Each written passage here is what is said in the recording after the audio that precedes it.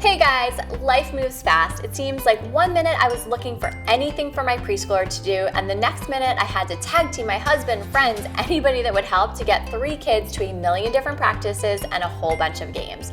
The whole sports shuffle thing has just become more than I can handle by myself. The good news is I realized I don't have to do this alone. By far the best thing I did was to get my kids involved. It's been a whole lot easier on me. It's definitely taught them some responsibility. It did take a little bit of trial and error, but here's what helped us make our kids more independent as athletes.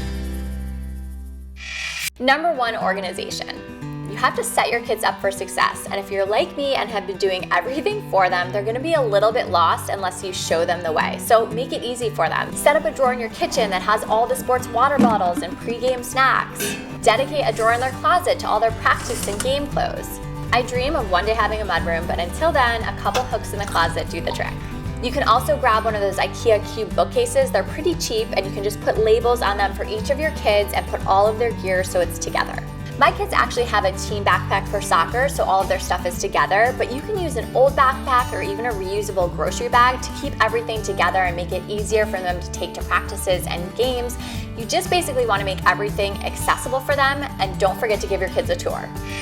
Number 2, schedule. As kids get older, they really should have more ownership over their schedule and preparing for it, but since I'm guessing you're the one setting the schedule and probably also the one on Team Snap and emails, you do have to find a way to share the schedule with your kids. If your kid is online, a digital calendar obviously works, but I tend to think that the old-fashioned calendar on the refrigerator system works best.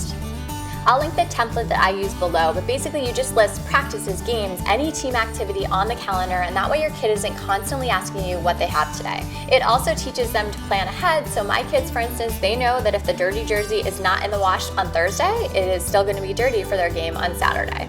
Sorry, buddy. $10 says it's in here. Found it.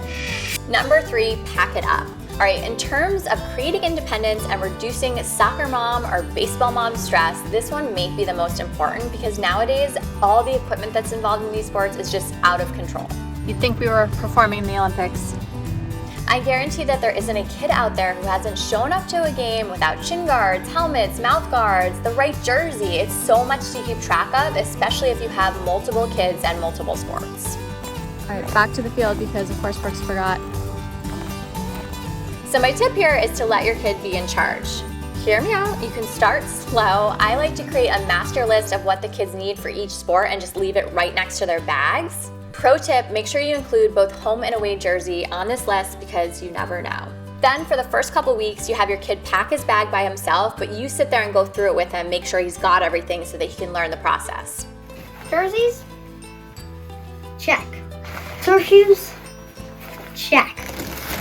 Shin guards.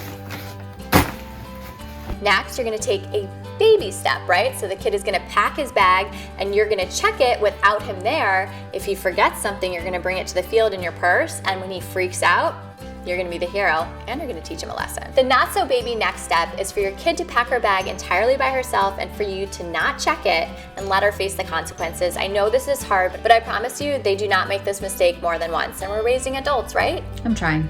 Another thing I like to do is hang onto old or outgrown equipment like shin guards and cleats. I just put them into a backup Ziploc bag into the kids' backpacks, and those just serve as a great in case of emergency set of supplies. Here's a little bonus tip, moms. Create your own list because sports momming requires a lot of equipment too. You've got chairs and water and sunscreen and cameras, and you need it all. Woo! Number 4, nutrition and hydration. As you can probably guess, this is a huge priority for me, and one of the best things I've done is to teach my kids how to fuel themselves. I realized I'm not always gonna be here to make them a healthy breakfast or a pregame snack.